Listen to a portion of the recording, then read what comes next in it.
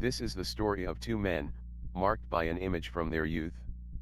A violent scene, seen in a cinema, in Vertigo, a Hitchcock movie. They have seen how Madeleine, played by Kim Novak, was terrorized by director Alfred Hitchcock. The same Hitchcock, the same Madeleine, who played the main part, now again come back in their memory. They now realize that, in another movie, this memory played an important role, but different than their own. This combination, Novak as Madeleine and her director Hitchcock, are kind of idealized by legend filmmaker Chris Marker in his La Jetée. It made them react to see the film again. And yes, this now sort of legendary film, is especially relevant now, as it relates to the 2020 quarantine time. In La Jetée, the main player endures in underground Paris, in the galleries of Palais Chalid, his quarantine time because of the Third World War has destroyed Paris. Here now, an English filmmaker and the film actor Quentin Wall are friends in their corona quarantine in Amsterdam 2020. They are both cinema lovers, and both analyze the Jetée and the Vertigo stories. Not in the usual manner, but as a kind of puzzle-like investigation. The tragic accident, that binds to both La Jetée and Vertigo, is not explained, but on the main pier in Amsterdam Schiphol Airport they were confronted with a kind of the same incident. It was like a dream sequence that brought both together, and now, as it resulted in a loss of their personal memory, they both try to reconstruct the Schphol accident. A good help is the film archive that one of them, Quentin, still can consult in his memory. In the film Quentin, the boy with a memory as a karaoke movie machine, we have seen his exceptional qualities in reconstructing a past. Could he now, isolated in the Europaplein metro station, repeat a similar achievement?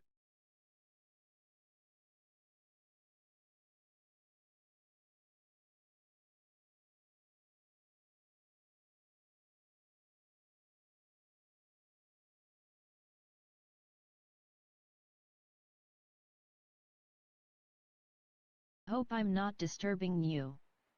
You do not know who I am, yet, but Quentin will recognize my voice.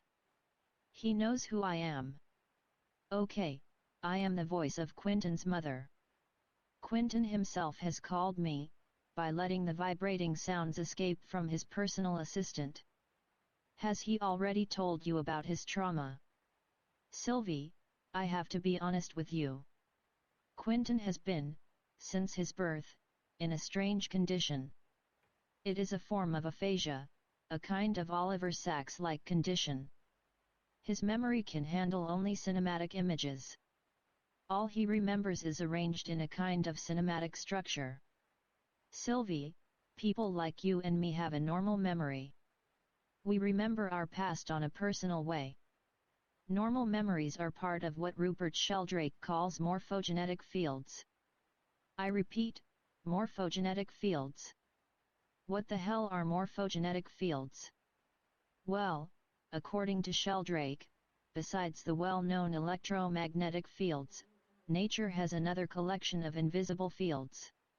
It happened sometime, just before the outbreak of the corona pest, that made an end to Amsterdam as tourist city. So they have time, to discuss their Vertigo interpretation and the facts in Amsterdam. Here at the Amsterdam metro station Europe Square, they reconstruct what happened at the end of the Schiphol platform. And they both remember a face that seemed to relate to Vertigo. Did they really see it in Vertigo, or just dream it? Was it really Schiphol Airport or perhaps here in their metro station? These screaming people accidents, screaming people without reservation. But was this woman mistreated and abused by Hitchcock, or was it perhaps James Stewart?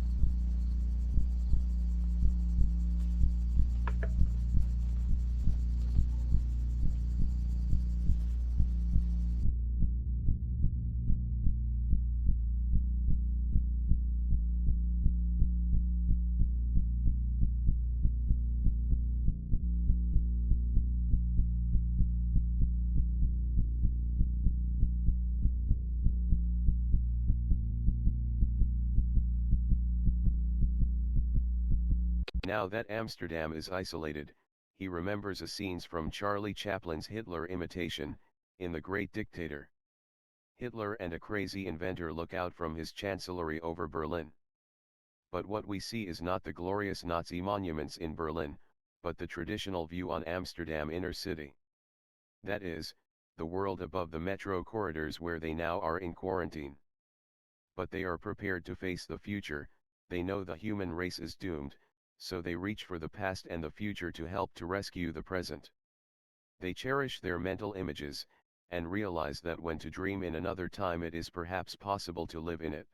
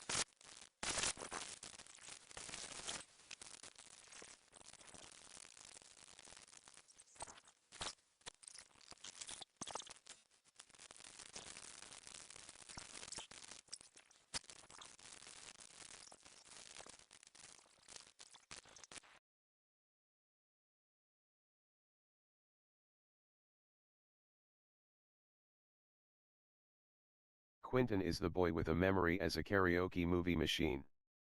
That is, he can slip out of the present by consulting his cinematic memory, more trustworthy than the personal memory of most of us. He realizes now that the woman's face in La Jetée was perhaps a more familiar face. Whispers in the museum of his memories, he is surprised that only the memory of Vertigo is living in their minds. He and his friend are fascinated by Madeleine, the living dead, or the dead living, from Vertigo. The face of Kim Novak, that was terrorized by Alfred Hitchcock or James Stewart.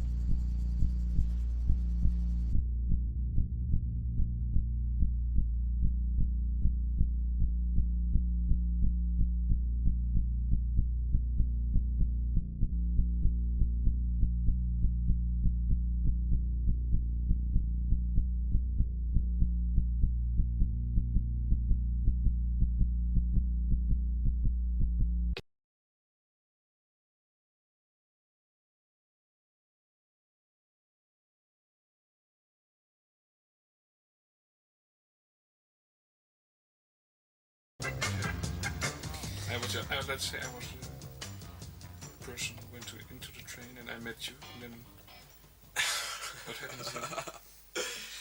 Well, actually, what happens? It's set around. It's very difficult to explain. But there's the main. I try to be very good, simple. Just play. Very good sequence in the film is. Try to. This guy comes up onto the platform. That's me, yeah. This guy. Yeah. And you go into. He goes into this photo booth. Yeah. Yeah. And it flashes and everything. Then he comes out and he waits around, and a train pulls in, and he sees this guy in a train. That's you. That kind. Which is me across the tracks. Yeah. And I just kind of look like this, So I see it better. Yeah, yes. It's just kind of like that. And he sees me and he thinks, oh, wow, incredible. And then the train pulls out and it's all kind of smoke and all the kind of cliches which are in the original.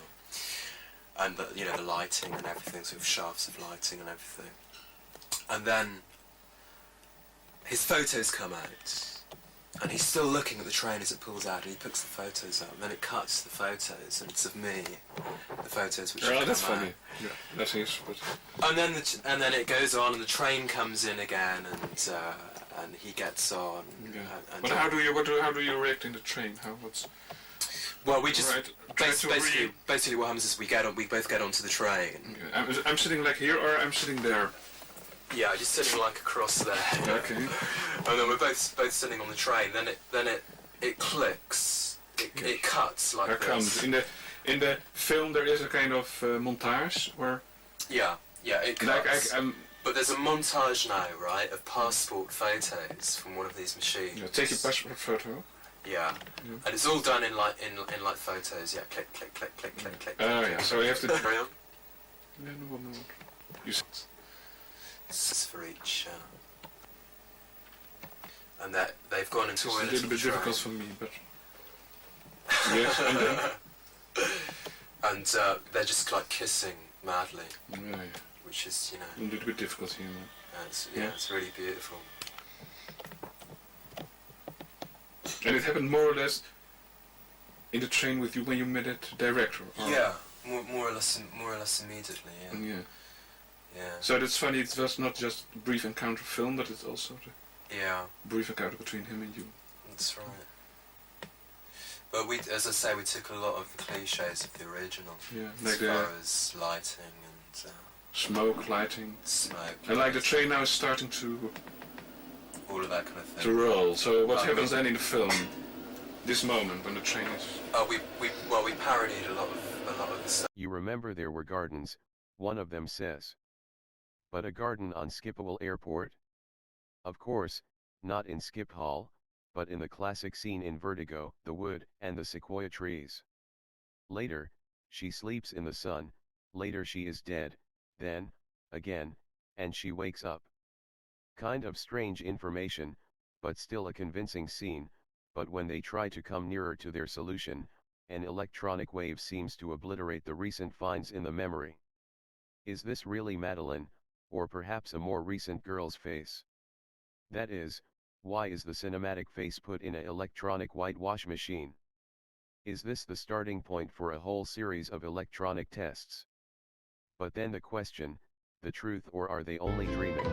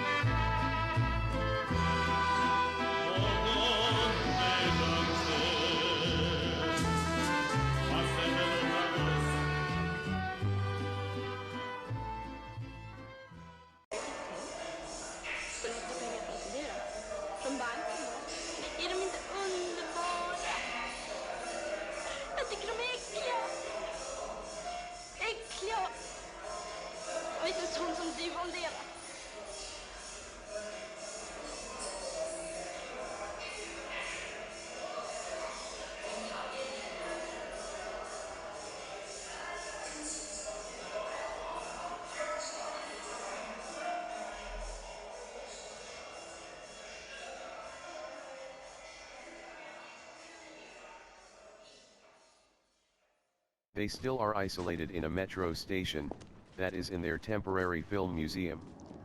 Here the endless repetition of the Beyond Index, the famous China-related movie that foretold the consequences of a future pest disease. The many interpretations and variations seem a better place to find more clues in their investigation. After what happened in the past, will they now shift the past into the future? Because the future is better protected than the past. And yes, the question to be answered, is the portrait of Madeleine perhaps related to the girls in Beyond Index?